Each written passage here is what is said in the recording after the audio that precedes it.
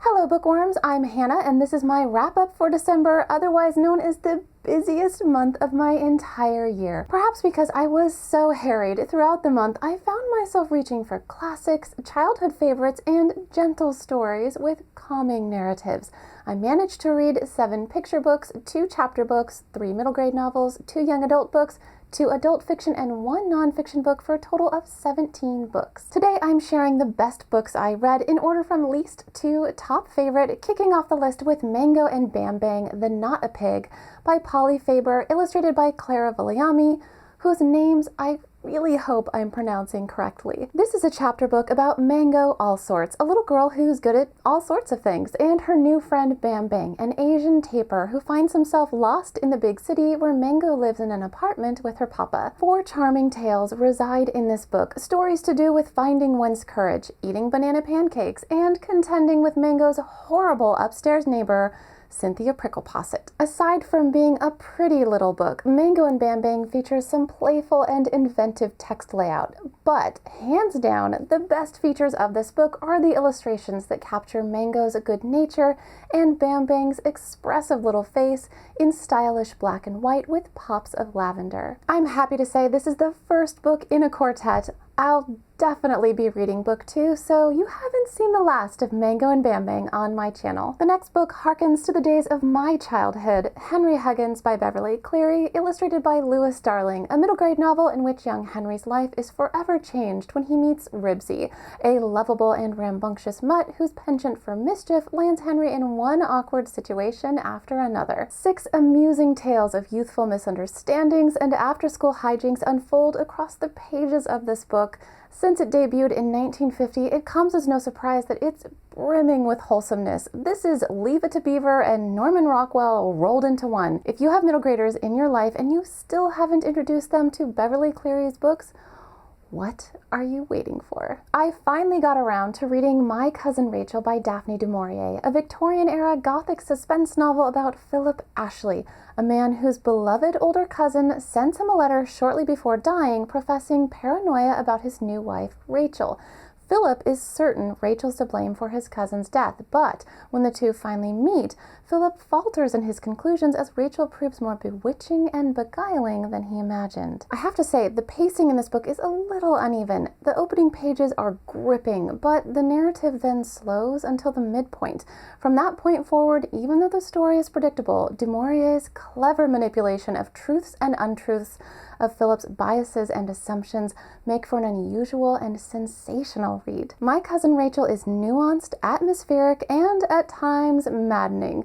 This is a delicate weaving of subtle tension that arrives at a divisive conclusion, one that weighs on your mind long after you've finished the book. Next up is a young adult book steeped in Irish folklore, Marrow by Ananda Braxton-Smith. This is the story of 12-year-old Neen, a girl whose mother disappeared after Neen's father drowned. Rumor has it Neen's mother was a Marrow, or mermaid, who returned to the ocean.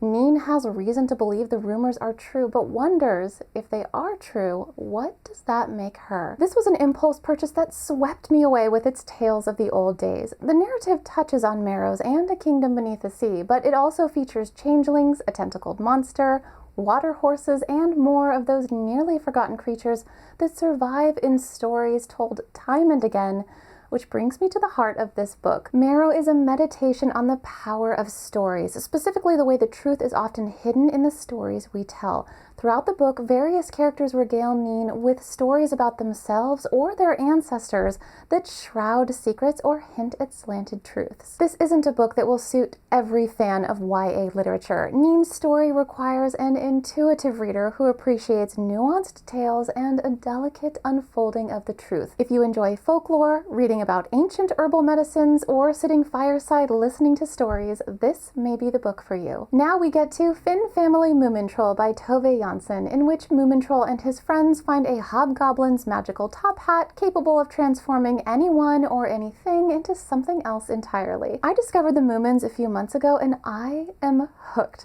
The books don't really follow a traditional story arc. In fact, the narrative is free of most standard expectations for stories like inner conflict or a protagonist who's changed by his experiences. So why do I love these books? Because there's something irresistibly charming about the sweet simplicity of Moomintroll's adventures with his eclectic group of friends. When dangerous or unexpected things happen, rather than being perceived as cause for alarm, they're a welcomed means of preventing boredom. Moomintroll is occasionally melancholy, but his sorrow is always whisked away, replaced by another adventure or a stack of Moomin Mama's big yellow pancakes with raspberry jam. It's no secret I've caught Moomin fever, so I'll be reviewing more of Tove Jansson's books in my future wrap-up videos. Moving on, we get to the best picture book I've read all year. Here we are, written and illustrated by Oliver Jeffers. My heart grew 3 sizes when I read this humorous and affecting missive about living on planet Earth. But it was Jeffers' illustrations that most entranced me. Every picture stoked the flames of my imagination, and his artistic style, along with his use of color, made me feel like I was seeing the world with new eyes. It's been a long-standing tradition to gift Oh, the Places You Will Go by Dr. Seuss to graduates, but I think Here We Are is a strong new contender for graduation present.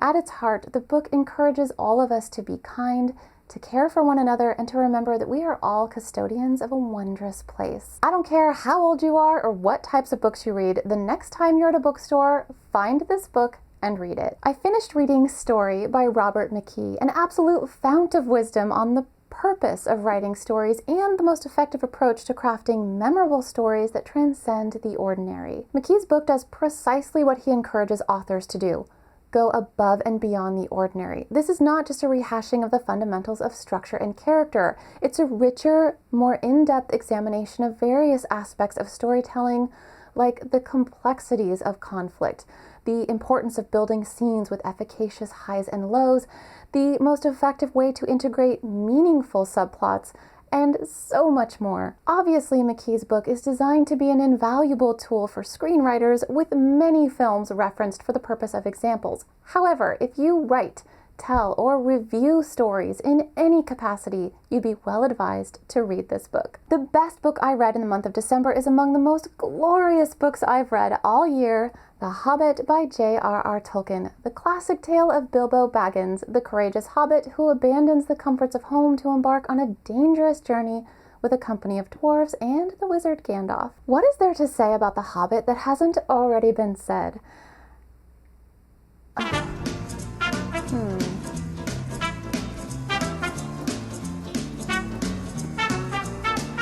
Is there anything you want to say about yourself? Let's start with a confession.